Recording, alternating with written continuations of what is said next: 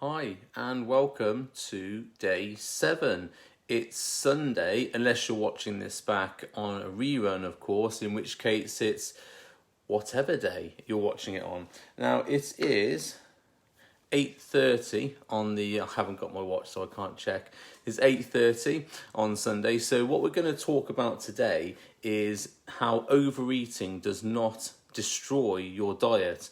Now, the reason why I'm doing this live today is that it's very common for my clients and what I see on social media and just generally in conversation, people who have done diets in the week, done really well Monday to Friday, and then on the weekend have overeaten a little bit or gone out drinking. I've seen that as well on people's statuses, and they obviously have more calories than what they thought they were going to have, eaten more food than what they thought they were going to have, and then they think they ruin their diet, and so they jack the diet in. So after a week of good work, they think the weekend's ruined their diet, and then they decide, well, it might as well just jack it all in because it's ruined. Now, I'm here to tell you that is not the case. Now, I know I've talked, I should say, the last week or so about how we think about averages and how averages affect overall results and consistency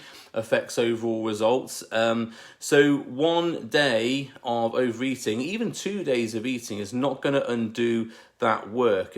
We've only started the challenge 6 days ago on the Monday, so it's not reasonable to expect you all to be 100% compliant and stick to the star chart every single day. It's going to take time. It's going to take a few weeks of you doing the star chart, of you doing the votes, of you thinking about how you can be a leaner person, live a leaner lifestyle. That's why I don't really do 7-day challenges anymore. 7-day challenges are okay for trying to get people into a paid program, but generally what happens is after 7 days you haven't really built up the habits and routines that you want. Now, I have done 7-day challenges before for Target Lean, and that was very successful. We did the Star Challenge for 7 days, and then we rolled into the paid program afterwards, and some people took up the program, some people didn't. This 21-day program is not about selling you something at the end, although coincidentally I am running Target Lean at the end of September, beginning of October, but those two are unrelated. The idea of doing this 21-day program was to actually give you something you could take away and do yourself, and by the end you would have, if you followed all the stuff, you'd have the habits and routines to be able to build the foundation for your own plan and continue doing it.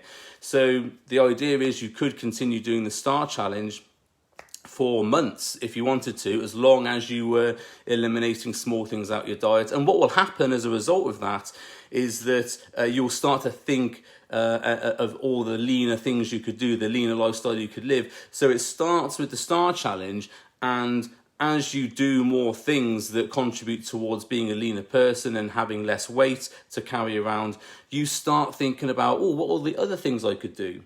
And what are the other things I could enhance my results with? So that's the idea. The Star Challenge is meant to build consistency, build momentum, and you won't really get that after 7 days. You'll get the foundations, of course, but you won't really get the habits built.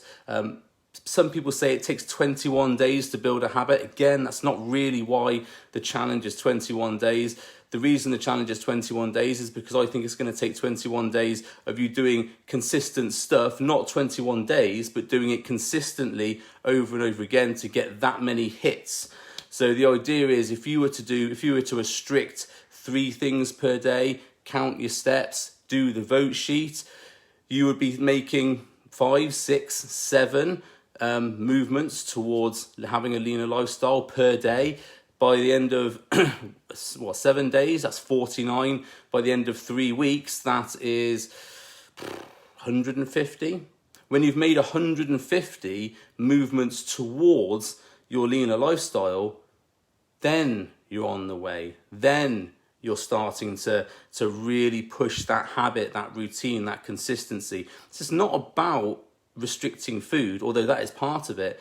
It's about, we restrict some calories, we walk some more, we do some more activity, we are mindful of maybe the habits we've had that aren't helping us. So all these things are movements towards where we want to be. And the more you shift that dial, the more it's difficult to go back to where you were. And after 7 days, you probably won't be there.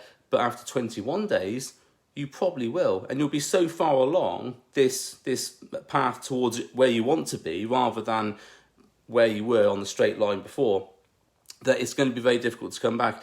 Even if you dropped off some of the things you were doing, you would still have some of those habits you built, and you could build on those. So the 21 days is designed to do this, and the purpose of today's live is to say, look, if you messed up over the weekend, don't worry, that's fine. I've just sat over here and eaten a load of Lindt chocolate because I fancied having some Lindt chocolate today. Okay, it might have pushed me over my calorie average for the day. However, I've been very adherent to my my diet this week. I've not really had any chocolate. I've not really had any ice cream or anything. So having a few Lindt chocolates today while I've been sat watching Narcos on Netflix, that's okay, because that's part of normal life. You know, some of us overeat a bit more on Sunday. You might have gone out and have a roast dinner today. You might have had some pudding with your roast dinner. I did that the other day when my daughter came to visit. We went out, had a massive roast dinner and some pudding afterwards. It was great. But I factored it into my diet. I knew I'd overeaten that day. And so what I did is the next couple of days, I just restricted a bit more. And this is the idea I want you to get thinking about. People think about weeks in blocks, as in, here's the start of the week and here's the end of the week. And if you're listening to this back on the podcast, you won't see my hands, they're sort of up in front, signalling a beginning and an end. And people think about these blocks, and this is the beginning, this is the end. And whatever happens in this block of a week, that is what matters. But that's not true, because that's not the way time works. Time is a continuous line. So it doesn't matter if today you've had a little bit of overeating, because tomorrow is a new day, and Tuesday and Wednesday and Thursday, they follow on. So if you imagine you've gone along and eaten really well and had a nice little progressive line, and you've had a little blip on the Sunday where you've eaten more calories, well, that's fine, because it's only a blip. You'd have to eat a lot really to make a massive difference. And remember, you know, to gain a kilo of fat, you've got to eat like 8,000 calories over what your maintenance is. And most of you watching this, your maintenance will be around about 1,500 to 2,000. So you put that into perspective, that's like 9,000 calories in a day. Now I can eat, but that's a tall order for me, you know. For some of you it might not be, but 9,000 calories in a day, that's a lot. You know, I couldn't do that without feeling probably ill afterwards. And here's the other thing, is if you do massively overeat when you've been restricting yourself normally, what the body does actually compensates for that by making you less hungry in the next couple of days, because it likes to keep a level of normalcy. It likes to keep you in a certain level of body fat. It's called the lipostat, and I'm going to go over that next week.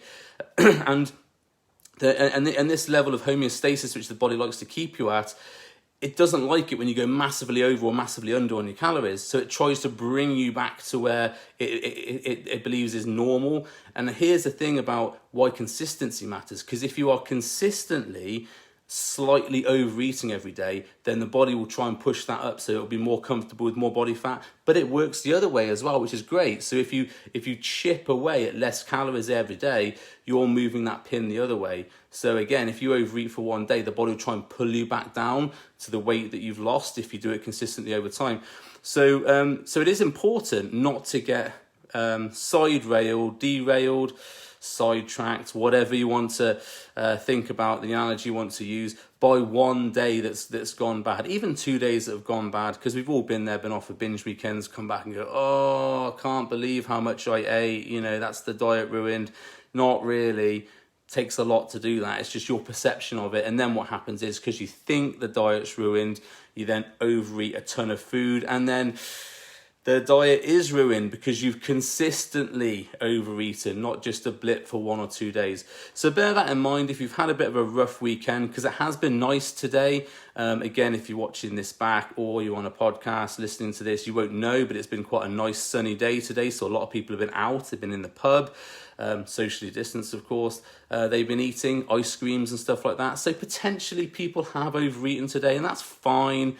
Sometimes people overeat. So what? As long as you're being consistent and eating within a slight deficit and restricting yourself through the challenge for these 21 days. So it may be if 3 days out of the 21 you overeat. Well, that's 3 out of 18. I don't know what the percentage of that is, but it's not a lot. So it doesn't really matter. As long as you're consistent, you get back to it tomorrow. You start restricting yourself again. You start doing your steps. You start thinking about the votes you can make for a leaner lifestyle. Those are all the things that will start to progress you. And you'll find that if you have gained a little bit of weight today from the food volume, it's most likely it's not going to be fat gain. That will drop off in the next 2 days because you've gained more weight because of food volume and water retention. That will drop off in the next 2 days. Very common for my clients to see this if they have, because we sometimes work on what's called a 5-2, where we have 5 days of lower calorie and we deliberately push more calories into the weekend, so they're allowed to have more calories on the weekend. And what happens is you lose weight during the week, you gain a little bit on the weekend, but then you drop it right back down again by Tuesday, Wednesday. So don't worry if you've gained weight because you've overeaten. It will come off the next few days, but only if you're consistent. If you're consistent and get back onto the diet, back onto the star chart tomorrow, you will start to lose weight again. Now, if you have eaten well and you've done your star chart for Saturday and Sunday, well done to you. Excellent. Might not be the same this next weekend, but if you've done 7 days of consistent action, that's great. You've made 7 days of voting for your leaner lifestyle. Brilliant. You're probably going to see some good results coming in the next couple of days. But if you haven't, that's fine. It's only 7 days. It takes a long time to build, a lot of actions to build up a routine. It's if you ever read a book I really like called Atomic Habits by James Clear, I reference it a lot, and some of the stuff in my book Target Lean is based on some of the ideas he puts forward, but for nutrition. He talks about this. It's not like the magical number of days you're doing something, it's the amount of times you're doing something. It's like say riding a bike. Let's think about that. If you rode a bike once for 21 days, you probably wouldn't learn how to ride the bike as fast as if you rode it 3 or 4 times for those 21 days. You learn by doing. So you'll only learn habit and consistency by doing habit and consistency. So if you keep on doing the star chart, that's intended to teach you habit and consistency of choice, so that you know what you're restricting, you make that choice to do it, it's not forced upon you, and you consent to make that choice for yourself. That's the idea. I don't say don't eat this, don't eat that. You choose. So then you're making the choice, you're taking that responsibility for yourself. But by doing that, you are then making that choice of a leaner lifestyle. You're building up the habits for a leaner lifestyle.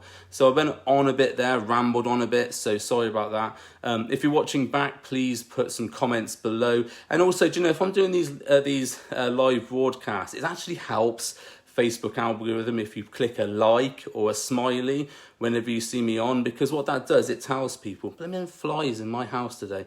It tells people that that I'm online, and that other people might want to know that I'm online because it's getting a lot of likes. So if you see me doing a live, please press the like button so that other people in the group get told. There's over 300 people in this group as time of filming, so they could all get a notification to say I'm live, and then we all come on and we all have a damn cracking good banter and chat on our comments, because the comments are a bit Spartan today. Okay, sorry, I went for a tangent again there.